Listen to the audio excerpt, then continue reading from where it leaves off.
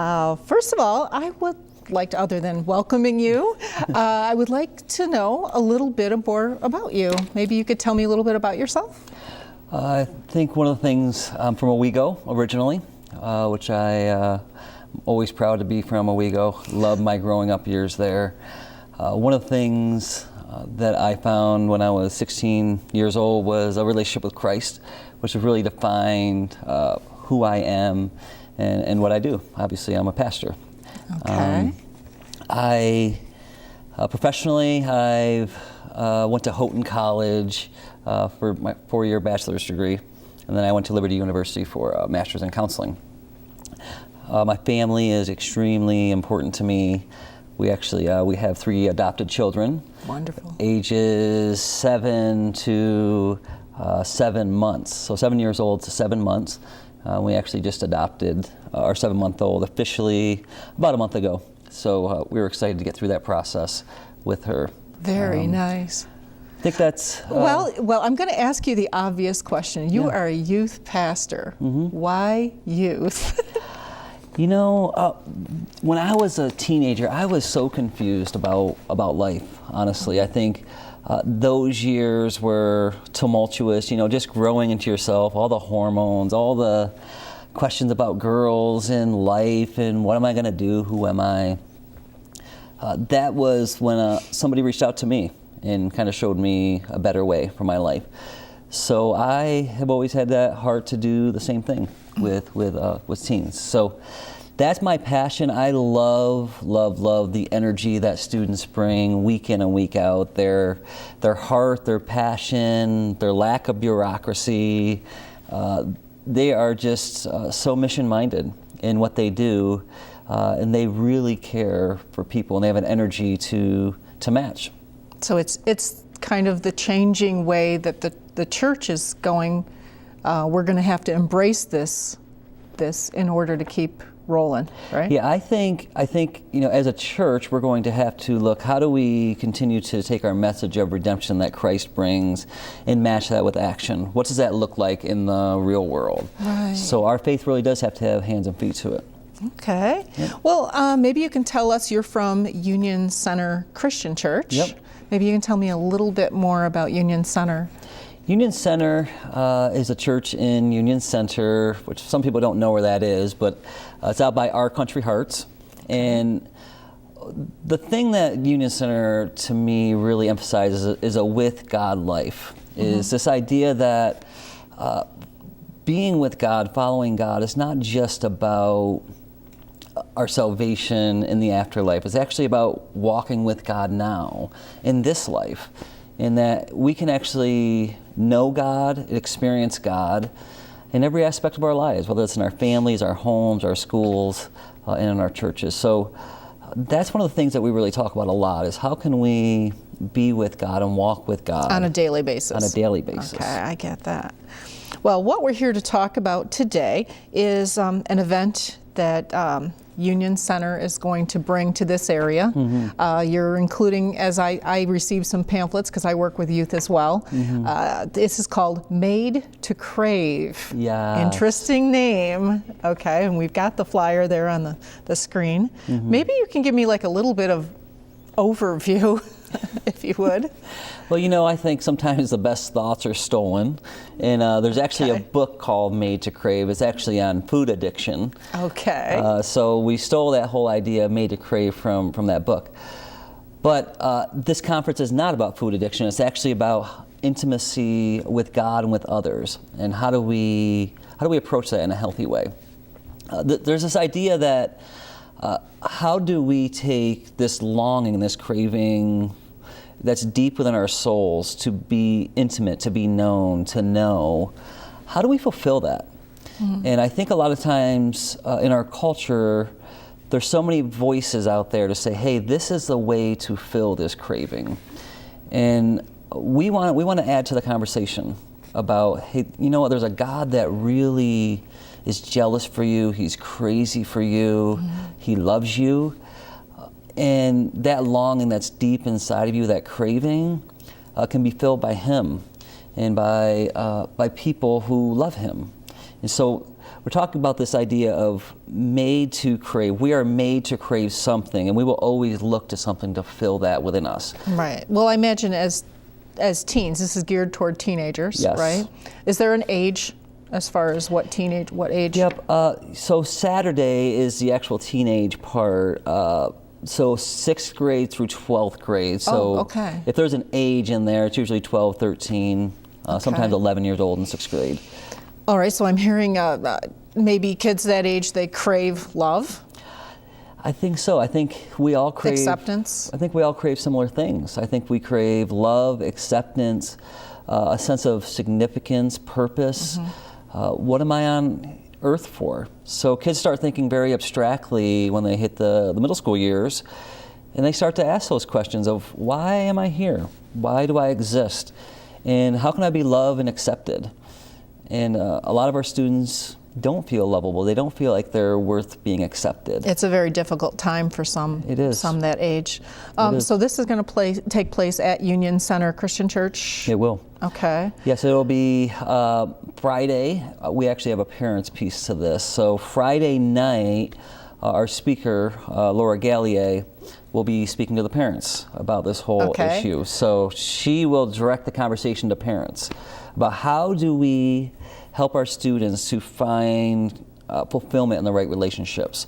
And so we're saying that mom and dad connecting with their kids, that's part of fulfilling that craving. Okay, so the talk part. Yes. You've got the old, over the years, the birds and the bees, and it's probably had to morph into something else because of media. And I imagine kids are being pelted with all kinds of things on a daily basis, telling them. In fact, our senior pastor just had what he called The Talk. That was the name of his message this past Sunday. Oh. So we're coming off of a whole series on sex, dating, romantic relationships. And yeah, we're finding a lot of parents don't have the talk with their kids. And so we're having, a lot of churches and youth ministries are having the talk. And so we want to encourage parents to, how do we break down the barrier? How do we get past the fear, the insecurities of talking with our kids about this extremely important topic? Well, you'd have to add to, because in school, I imagine I believe they do the talk. Yeah. You know, the mechanics of things and nature and biology. That's just so clinical. It's not, it doesn't relate to God at all, obviously. Yeah, and so what do we have to offer to add to the conversation as a church? And so we would say that a relationship between a man and woman, especially in marriage, there's a oneness factor. There's an emotional, relational, spiritual connection that happens between them. So we don't hear that in schools. No. And so we as a church want to come alongside and add to the conversation and say, hey, here's some things you might want to think about when you date somebody or you choose to do this with that person. Let's talk about some of the implications of that. Okay, so where it goes from there, where and how it relates to God, what God wants for you, perhaps? Yep. Okay, so I noticed when I was reading through the flyer, you've told me who it's for, where and when is on the flyer here. It's the 22nd and the 23rd of March, coming right up. And the parents' piece. So you've got, I was kind of noticing that you have the combination of, I noticed food was mentioned, and a band. It's like you've done this before. Yeah, so I've certainly attended many of these before, and so I've worked with teens for quite a long time. In fact, I was a pastor in another church for a few years. I worked in teens and drug and alcohol addiction settings, so I know they love food and I know they love music, and so we will have both at the conference. Our band they're actually an incredible band, real authentic and genuine guys, and I know they love Doritos, and so we will have all sorts of food, all sorts of snacks with the music. We just want this to be a place that's comfortable and it feels like home to our students. Okay, awesome. So, if do you know much about Laura Gallier? I do. Okay, would you share that? Because she seems like I've read some different reviews, and she gets really high reviews. Yeah, Laura Gallier she's from Texas, and she's a nationally known speaker, specifically on the topic of sex and relationships for teens. So her teen years were really scattered with having a lot of relationships and making some mistakes, many mistakes with boys. This is part of her testimony, who she is and what she's done. When she came to a relationship with Christ, she kind of went through this process of discovering what's significant for me. How do I find my significance and my worth and my love? Where does that come from? She's picking out the important parts. Exactly. If you want to, yeah. And so she looks at, okay, so when I was a teen, I was looking for love from guys because I wasn't getting it from my father or my mom. And I go from guy to guy to guy to get that love and acceptance. And so she really wants to speak to the heart of the issue, and that's, where's my worth? Where's my acceptance? Where do I get my love from? So that's really her message for teens. Okay. Well, you said now Friday is the parents' part. Do you expect, I don't know how to put this, do you expect any pushback from parents? Is this like a first time you guys have done this in the area? I don't know. As far as our church, this is the first time we've had like a sex and dating conference that I'm aware of. Right. It's very interesting. Part of the culture of our church is we try to be very honest and open and genuine in our conversations with each other and about our struggles and our brokenness. So we do have a culture in our church that's more geared toward having these types of conversations. So our pastor, our senior pastor for the past 4 weeks has had this whole series. So a lot of the bombs that needed to be thrown out there have already been thrown out. And we have been cleaning up some of that through our conversations. And I mean that in a good way. So he would say something like, well, why don't you consider taking a year off from dating and find your acceptance and your love and your worth from God? Why don't you spend a year doing that? And so some of our kids, that's a struggle to think, I'm not going to look for my worth and significance from somebody else, but I'm going to actually look for it from God.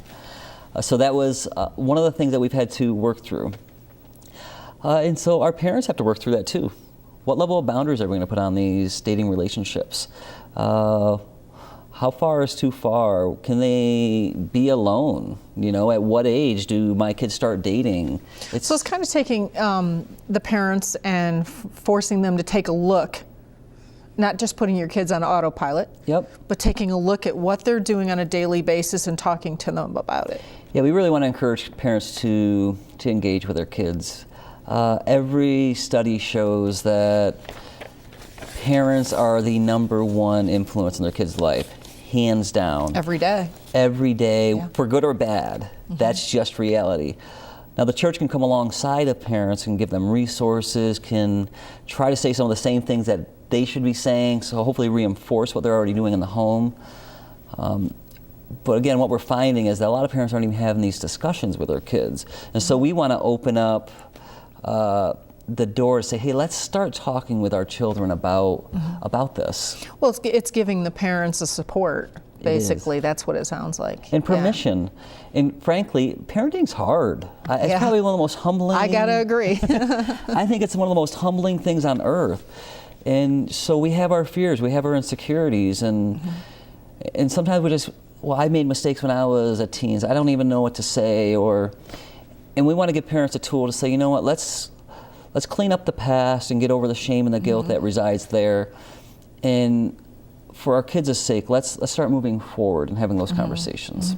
Well, I think too, as you and I just talked a while ago, we as parents, we're battling with the media. We're battling we're from, even myself, I'm older than you, and I'm from a simpler time. I didn't carry an iPhone with me every moment, and I wasn't constantly connected.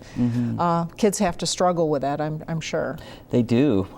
They spend so much, 8 to 10 hours a day on average on some media device. Just to be frank, pornography is right there in our kids' hands. You don't have to walk to a store anymore and have the shame of looking at the magazine and picking that out.